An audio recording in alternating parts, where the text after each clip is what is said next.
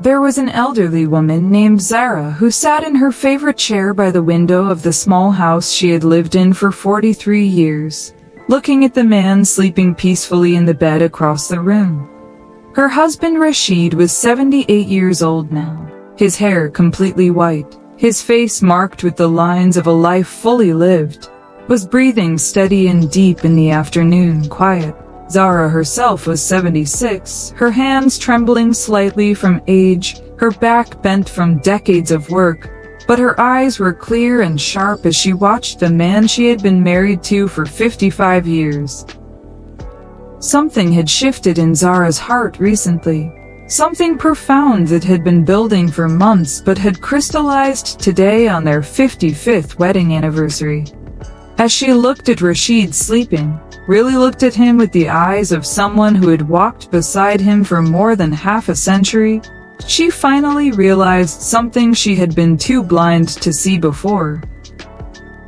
But to understand what Zara realized at 76 years old, we must go back to the beginning, to when she was a young bride of 21, full of romantic dreams and expectations about what marriage should be. Zara and Rashid's marriage had been arranged by their families, as was common in their time and place. They had met only twice before the wedding, brief chaperoned meetings where they spoke awkwardly about surface things. Zara had been disappointed by these meetings. Rashid was not handsome in the way she had imagined her husband would be. He was short and thin, with a quiet demeanor that she mistook for boring. He worked as a clerk at the post office, a respectable but unexciting job that would never make them wealthy. On their wedding night, young Zara had cried silently, feeling cheated by fate. Her friends had married men who were taller, more handsome, more successful. Why had God given her this ordinary man who seemed to have nothing special about him? The early years of marriage had been difficult. Zara had been cold and distant, comparing Rashid constantly to other husbands and finding him lacking.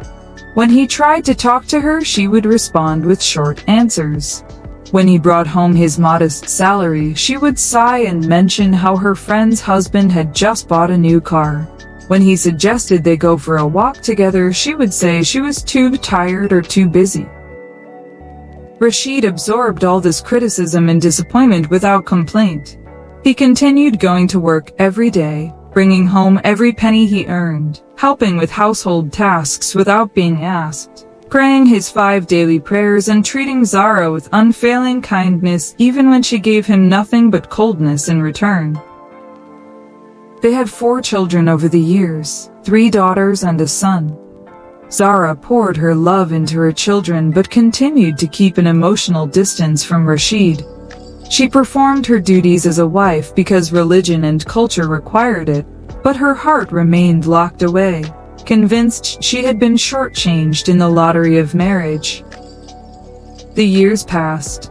Rashid continued to be the same steady, quiet, unremarkable man he had always been. He woke before dawn for prayer and never missed it in 55 years. He went to work without complaint even when he was sick. He brought his salary home and handed it entirely to Zara, keeping nothing for himself. When the children were young and cried in the night, he would get up to soothe them so Zara could sleep. When her mother became ill, he cared for her in their home for 3 years until she passed away. When times were financially difficult, he took extra work but never made Zara feel the stress of it. But Zara barely noticed any of this. She was too busy looking at what he wasn't. Not handsome, not wealthy, not exciting, not romantic in the way her books and imagination had promised her a husband should be. The turning point came when Zara was 75 years old, just a year before this anniversary. Their eldest daughter Mariam had come to visit, crying and devastated. Her own marriage of 20 years was falling apart. Her husband, a successful businessman whom Zara had always quietly envied for his wealth and status, had been unfaithful and was now asking for divorce to marry the other woman. Zara held her sobbing daughter and felt a crack forming in her long-held beliefs about what made a good husband. Her son-in-law had been handsome and wealthy and exciting, all the things she had wished Rashid could be. Yet he had destroyed his family. Meanwhile, Rashid sat quietly in the corner, his own heart breaking for his daughter's pain, and Zara saw something she had never allowed herself to see before. After Miriam left that evening, Zara couldn't sleep. She lay in bed next to Rashid, who was already sleeping peacefully as he always did, his conscience clear and his soul at peace. And for the first time in 54 years of marriage, Zara really looked at him, not with the disappointed eyes of her youth, but with eyes that were finally beginning to see clearly. She looked at his weathered hands, hands that had worked honestly every day for over 50 years, hands that had never hit her even once. Despite her coldness, hands that had held their children and grandchildren with tenderness, hands that had been raised in prayer for his family every single day. She looked at his simple sleeping face, a face that had never lied to her, never betrayed her, never looked at another woman with desire, a face that had aged beside her with dignity and faith. And slowly, over the following months, as Zara began to truly observe her husband instead of resenting him, she began to realize things that should have been obvious all along but which she had been too blind to see. She realized that while other women in their community had suffered through husbands who were abusive or addicted or unfaithful or lazy, she had been blessed with a man who embodied the characteristics the Prophet Muhammad, peace be upon him, said were most important: good character, honesty, and fear of God. She realized that while she had spent 54 years wishing Rashid was more romantic, he had been showing her love in the most consistent way possible through faithful presence, through unwavering responsibility, through quiet sacrifice that never sought recognition or praise. She realized that while she had wished for a wealthy husband, Rashid had given her something more valuable: a halal income earned with dignity. Never a single penny from haram sources, never wealth built on exploitation or deceit. They had lived modestly, but they had lived with honor. She realized that every single day for 55 years Rashid had fulfilled every obligation that Islam placed on a husband, providing for his family, protecting them, treating his wife with kindness, raising children in faith, maintaining family ties, never abandoning his responsibilities even when they were difficult. Now, on their 55th anniversary, as 76-year-old Zara sat in her chair watching her 78-year-old husband sleep, the full weight of her realization crashed over her like a wave. She began to cry. Not the silent, disappointed tears of her wedding night, but deep, wrenching sobs of regret and gratitude mixed together. She cried for the 54 years she had wasted being ungrateful. She cried for the coldness she had shown this good man who had never deserved it. She cried for all the appreciation she had never expressed, all the kindness she had never returned, all the love she had withheld from someone who had been worthy of it all along. The sound of her crying woke Rashid. He sat up immediately, concerned, and moved to her side, despite his own elderly aches and pains. "Zara, what's wrong? Are you in pain? Should I call the doctor?" She looked up at him through her tears, and in his worried face she saw 55 years of faithful care, of constant concern for her well-being, of love that had persisted despite never receiving much in return. "Rashid," she said, her voice breaking, "I need to tell you something. I need you to hear something. I should have said 50 years ago." He sat down beside her, taking her trembling hand in his, waiting patiently as he had always waited for her. "I've been a terrible wife," Zara began. "For 54 years I've been cold and ungrateful. I looked at you and saw only what you weren't, instead of seeing what you were. I wished you were different when God had blessed me with exactly what I needed. I'm so sorry. I'm so deeply sorry for wasting so many years being blind." Rashid's eyes filled with tears. Zara, you were never terrible. You gave me 4 beautiful children. You kept our home. No, she interrupted. Let me finish. Today, looking at you at this age, I finally realized the truth. You are my special person. You always were. You are the blessing I was too foolish to recognize. You are the answered prayer I didn't even know I had made. God gave me exactly what I needed. A man of character, a man of faith, a man of patience and kindness. But I was too busy looking for romance novel drama and fairy tale excitement to see the quiet, steady, real love that was right in front of me. She squeezed his hand tighter. I realize now that every morning you woke up for prayer, you were showing me what a good man looks like. Every time you handed me your salary, you were showing me what responsibility looks like. Every time you held your tongue when I was harsh, you were showing me what patience looks like. Every time you cared for our children, every time you honored your parents, every time you helped a neighbor, you were showing me what righteousness looks like. Rashid was fully crying now, tears streaming down his weathered cheeks. I spent 54 years wishing you were someone else, Zara continued, when I should have been thanking God every single day for who you are. I'm 76 years old now, and I don't know how many more years God will give us together. But I want to spend whatever time remains showing you the appreciation I should have shown all along. I want to tell you every day that you are a good man, a blessed man, my special person who I finally see clearly.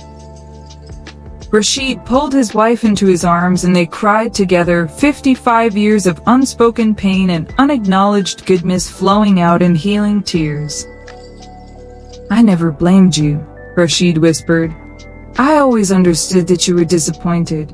I knew I wasn't what you dreamed of, but I promised God on our wedding day that I would be the best husband I could be, regardless of whether you loved me back. I didn't do it for your gratitude. I did it because it was right, because God was watching, because this was my test. And you passed, Zara said through her tears. You passed with such excellence that it took me over 50 years to even recognize it. I failed my test. I failed to appreciate, failed to see, failed to be grateful. It's never too late to start, Rashid said gently, pulling back to look at her face. We're still here. God is still giving us time. Let's use it well. From that anniversary forward, their marriage transformed. Zara began expressing appreciation for things she had taken for granted for decades.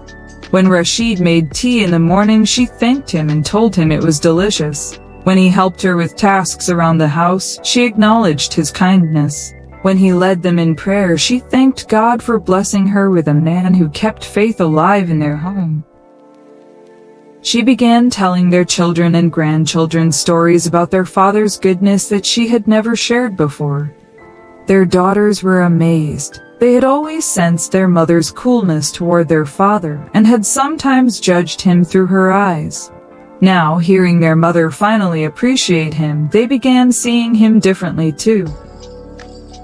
Your grandfather, Zara would tell the grandchildren, is the kind of man you should pray to become or to marry. He is not famous or wealthy or exciting, but he is faithful, honest, patient, and kind.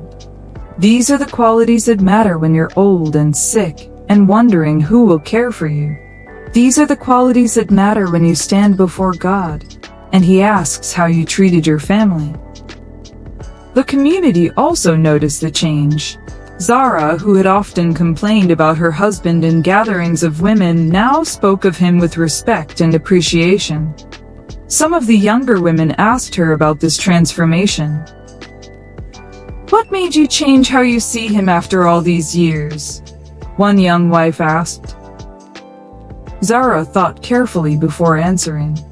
I think we spend our youth chasing illusions about what love and marriage should look like. We want passion and romance and excitement, but those things fade. What doesn't fade is character. At 76 years old, looking at my husband at 78, I finally realized that the boring steadiness I resented was actually the most beautiful gift: reliability, faithfulness, constant presence. The quiet kindness I dismissed as unromantic was actually the deepest form of love, choosing to be good to someone every single day regardless of what you get in return. She continued, "When you're young, you want a husband who writes you poetry and brings you flowers. When you're old, you want a husband who remembers your medicine and helps you to the bathroom and doesn't abandon you when you become difficult." Rashid was always that second kind of husband, but I was too young and foolish to value it. Now I'm old enough to realize it was everything. 2 years after that anniversary, Rashid fell seriously ill. Cancer, the doctors said, advanced and aggressive. He had maybe 6 months to live. Zara became his constant caregiver, and now she finally had the chance to give back a fraction of what he had given her for 57 years. She bathed him when he became too weak. She fed him when his hands shook too much to hold a spoon. She sat beside his bed reading Quran to him for hours.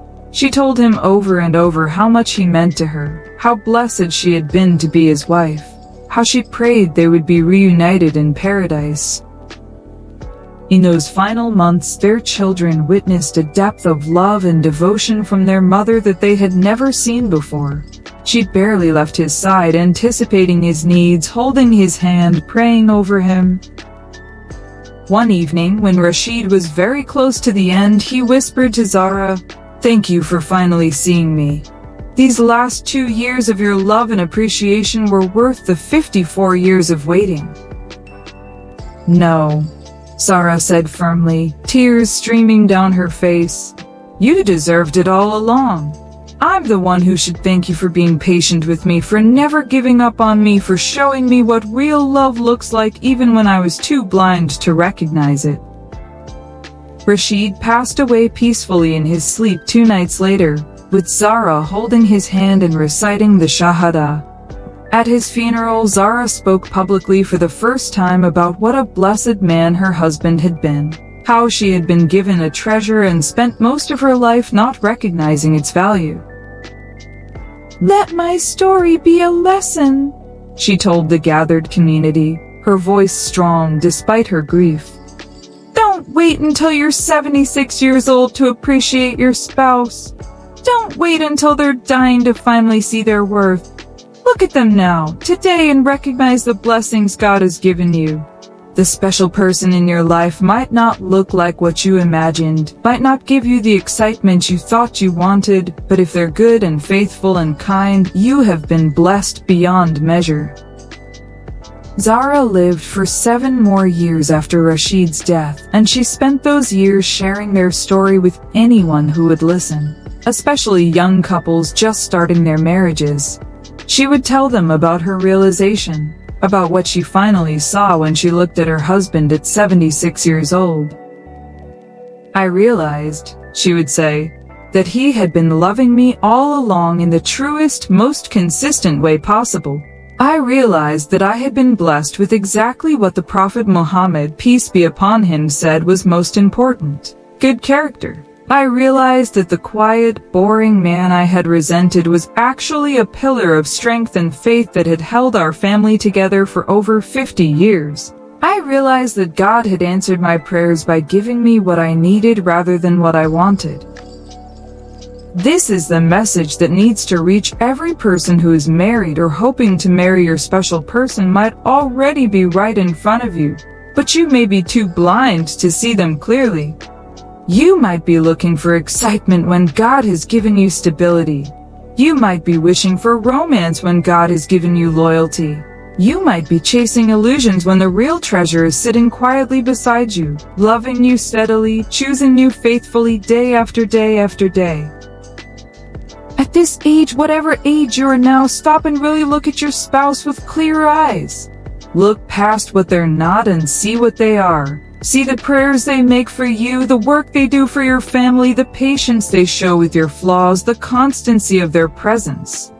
See the answered prayer you might be taking for granted. And if you're not yet married, learn from Zara's mistake. Don't marry someone for superficial qualities that will fade. Look for character, for faith, for kindness. Look for someone who will still be choosing you when you're both old and difficult and no longer beautiful. Look for someone who loves God first, because that's the person who will know how to really love you. This special person looks at you at every age, but the tragedy is that most people don't truly see them until it's almost too late. Don't be Zara, wasting decades in blindness. Be the person who recognizes the blessing while there's still time to be grateful.